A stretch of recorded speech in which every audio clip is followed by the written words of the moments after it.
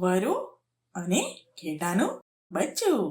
ચાલો મિત્રો, આજે આપણે વરુ અને ઘેટાના બચ્ચાની વાર્તા જોઈએ. એક સુંદર મજાનું જંગલ હતું. આસપાસમાં નાની પહાડીઓ અને ખીણથી ઘેરાયેલું આ જંગલ ખૂબ ગાઢ હતું. તેમાં એક નાની નદી પણ વહેતી હતી. આ જંગલમાં એક વરુ રહેતું હતું. એક સવારે આ વરુ કોઈ નાના એવા ઝરણામાંથી પાણી પી રહ્યો હતો. અચાનક તેનું ધ્યાન પડ્યું તો એક સુંદર મજાનું ગોળ-મટોળ સફેદ રૂના પોલ જેવું ઘેટાનું બચ્ચું પણ આ જ ઝરણામાં થોડે દૂર નીચાણવાળા ભાગમાં પાણી પી રહ્યું હતું. ઘેટાના બચ્ચાને જોતા જ ચાલાક વરુ મગજમાં કોઈ યુક્તિ વિચારવા લાગ્યો કે જેથી કરીને આ બચ્ચા પર હુમલો કરી અને તેને પોતાનું બપોરનું ભોજન બનાવી શકે. તેણે જોરથી બૂમ પાડી કહ્યું, એ ઘેટાના બચ્ચા, મારું પાણી એકઠું કરવાની તારી હિંમત કેવી રીતે થઈ? હે? શું તું જોતો નથી હું અહીં પાણી પી રહ્યો છું? બિચારું ઘેટું તો વરુનો આવો ઊંચો અવાજ સાંભળી હેબતાએ જ ગયો. માફી માંગતા તેણે કહ્યું કે તમારી કઈ ભૂલ થતી હોય એમ લાગે છે સાહેબ. હું તમારું પાણી કેવી રીતે એકઠું કરું?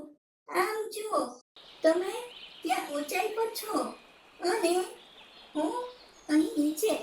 આ પાણી તો તમારી તરફથી વહીને મારી તરફ આવે છે.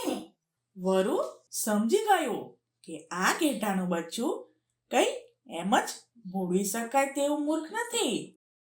હવે તેણે નવી યુક્તિ વિચારવાનું શરૂ કર્યું.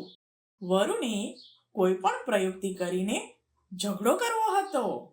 આમ કરે તો જ આ ઘેટાને મારી નાખવાનું યોગ્ય કારણ મળે અને એ તેના સ્વાદિષ્ટ માંસની મજા માણી શકે. તને યાદ છે હજી 1 વર્ષ પહેલા જ તે મને કેટલી ધમકીઓ આપેલી અને મારે માટે કેટલા અપશબ્દો ઉચ્ચારેલા? ભોળા બચ્ચાને ડરાવતા વરુ બોલ્યું. આશ્ચર્ય સાથે મોટી મોટી આંખો વડે વરુ તરફ નાખતા ઘેટાનું બચ્ચું બોલ્યું, એ કેવી રીતે બની શકે? હજી તો 1 વર્ષ પહેલા મારો જન્મ ન થયો હતો. બકવાસ ના કર મૂર્ખ. વરુએ કરાર પાડી કહ્યું, શું તું મને મૂર્ખ સમજે છે? મને બરાબર યાદ છે. તું કહે છે કે એ તું ન હતો તો એ સમયે મને અપશબ્દ કહેનાર ચોક્કસ તારા પિતા હશે. ડરનું માર્યું થરથર ધ્રુંજતું ઘેટાનું ભોળું બચ્ચું વિનંતી કરતા બોલ્યું, ઓહો, તો મારા પિતાના આવા ગેરવર્તન બદલ હું દિલગીર છું. બાકી બહુમાં બહુ તો હું તમારી માફી માંગી શકું. એનાથી વધારે તો અત્યારે હું શું કરું? ગભરાયેલું બિચારું નાનકડું બચ્ચું વરુની ચાલમાં બરાબર ફસાઈ ગયું હતું. વરુએ કહ્યું, મને લાગે છે તું અને તારા પિતા 1 નંબરના બદમાશ છો.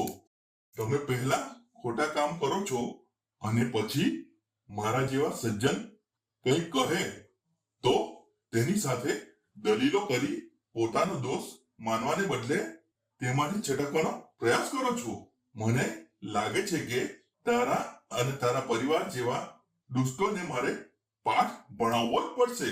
બિચારું ઘેટાનું બચ્ચું વરુની આ લવારી સાંભળી દંગ રહી ગયું અને શું થઈ રહ્યું છે એ વિશે કંઈ સમજે તે પહેલા જ ધૂત વરુ તેના પર ઝપટ્યું અને એક જ વારમાં એ નાનકડા ભોળા બચ્ચાનો કોળિયો કરી ગયો.